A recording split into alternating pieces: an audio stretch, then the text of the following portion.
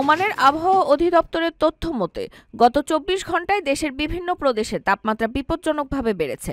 কিছু এলাকায় পারদ ৪৫ ডিগ্রির উপরে উঠেছে, যা চলতি মৌসুমের মধ্যে অন্যতম তীব্র তাপপ্রবাহ হিসেবে ধরা হচ্ছে।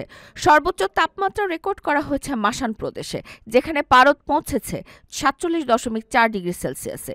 এটি ওমানের আবহাওয়া বিষয়ক ইতিহাসে অন্যতম উচ্চমাত্রার তাপমাত্রা বলে জানিয়েছে কর্তৃপক্ষ।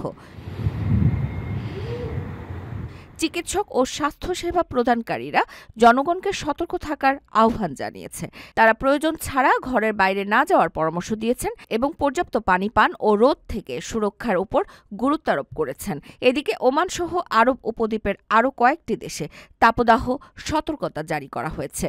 গরমের প্রভাব বিবেচনায় নিয়ে শ্রমনির্ভর খাতগুলোতে কাজের সময়সূচি পরিবর্তনের কথা ভাবছে কর্তৃপক্ষ। জননিরাপত্তা ও স্বাস্থ্য সুরক্ষায় সরকারের পাশাপাশি নাগরিকদেরও সচেতন থাকার আহ্বান জানানো হয়েছে।